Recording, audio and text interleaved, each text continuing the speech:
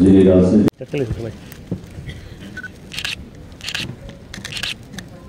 যাদের লাইটটা থাম না লাইটটা বন্ধ করে গেছেন তাদের কাছে অনুরোধ করবো আপনারা সকলে সারিবদ্ধভাবে দাঁড়িয়ে যাবেন। তারপর 1 মিনিট আমরা নিরবতা পালন করব। ওম শান্তি, ওম শান্তি। জননেতা প্রাক্তন মন্ত্রী সদ্য প্রয়াত বিধায়ক সুরজিৎ দত্তকে শ্রদ্ধাঞ্জলি নিবেদন করার জন্য আমরা আজকে এখানে সমবেত হয়েছি। এবং উনি খোলামেলা প্রতিবাদী একটা চরিত্র ছিল।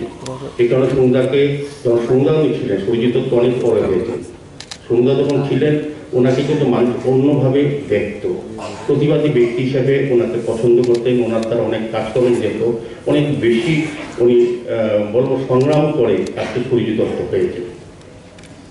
সুরজিৎ দত্তের পরবর্তী যে জীবনটা বিধায়ক মন্ত্রী হওয়ার পর আমার মনে হয় শুধু রামনগর না, সারা রাজ্যে উনি জননেতা এই কারণে শুধু রামনগরের জন্য করেনি, রামনগরের জন্য করেছেন বিধায়ক হিসেবে তার এলাকা করার দায়িত্ব সবচেয়ে বেশি। উনি কাজটা বিধায়ক হিসেবে যে কাজটা যেসব বিধায়কও করা উচিত সেটা কিন্তু উনি সম্পূর্ণভাবে দেখে দিয়েছেন যে বিধায়কের কী কী কাজ করা যায়, কী কী কতটা করা যায়, মানুষের জন্য পাশে থাকা যায়।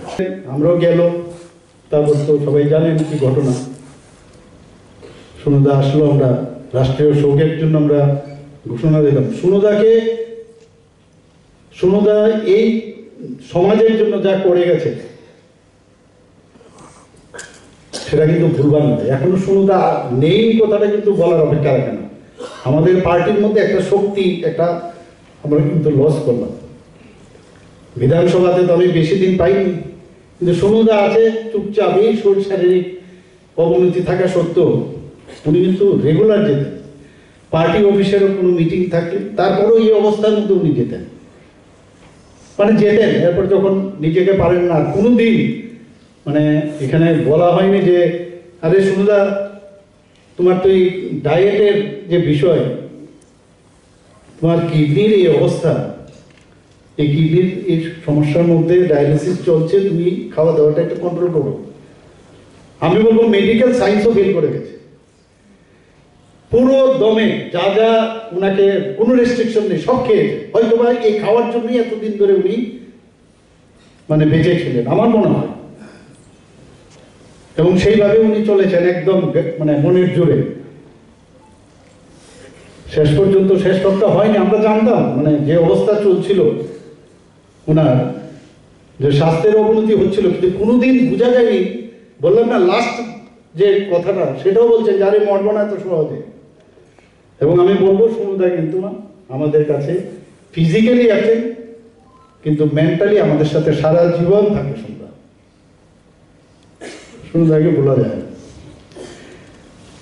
দলমত নির্বিশেষে সুনদা সবাই প্রিয়। এরকম জননেতা, যেটা রাজীববাবু প্রথমেই বলছেন, সত্যিকারের জননেতা বলতে সুনদা। অনেকে আছে বহু লেখাপড়া, বহু শিক্ষিত লোক আছে, কিন্তু জননেতা হওয়া যায় না। সুনদা কিন্তু সেই কাজটা করে, আমরা মিস করেছি সুনদা। শুধু আমরা না, রাজনীতিক যারা রাজনীতি করে আমাদের পার্টি ছাড়াও সব পার্টির লোক বা সাধারণ মানুষ, সব মানুষ সুনদাকে, সারা ত্রিপুরার মানুষ ওনাকে মিস করে। শুধু আগরতলার আমি বহু জায়গায় যখন যেতাম, ওনার যখন শক্ত শরীর ছিল, শক্ত মন ছিল, মন তো ছিল শক্ত, সারা ত্রিপুরার এমন কোনো জায়গা নেই যেখানে উনি যাননি, সব জায়গায় ঘুরেছেন। আমাদের বিধায়ক বিধায়িকা, আমি তো বেশি দিন হয়নি রাজনীতিতে, কিন্তু সবার সাথে একটা সম্পর্ক রাখা, কথা বলা, ওনার ব্যতিক্রমী স্টাইলই আলাদা। উনি সাধারণ যারা রাজনীতি করেন তাদের মতো না, একটু অন্য স্টাইলে উনি কথা বলতেন। এবং আমরা আজকে সত্যি সুনদাকে আমরা যতদিন আমরা জীবিত আছি, ওকে আমাদের বয়সের যারা আছে তারা সুনদাকে বলবে না। এখন এই নিউ জেনারেশন যারা হয়তো সমুদ্রকে দেখেনি অনেকে, তারা হয়তো বুঝতে পারবে না সমুদ্র কিরকম ছিল। রামনগর মানেই সমুদ্র, আগরতলা মানেই সমুদ্র ছিল।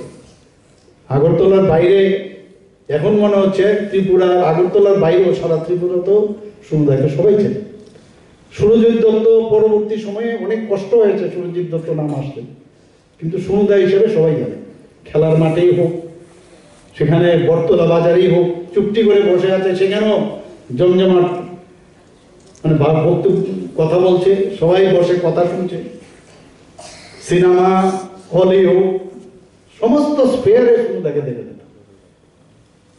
আমি আর কি বলবো ওনার সম্পর্কে, মেয়র সাহেব বলেছেন এত কথা ওনার সম্পর্কে যদি আমরা বলি শেষ করা যাবে না। আরেকটা বিশেষ যে সুন্দর একটা বিশেষ জিনিস ছিল সেটা হচ্ছে হি ওয়াজ এ ভেরি গুড স্ক্যানার। যে কোনো ব্যক্তি সম্পর্কে যদি বলা হয় কিন্তু একটা বলে দেবে লোকটা কিরকম,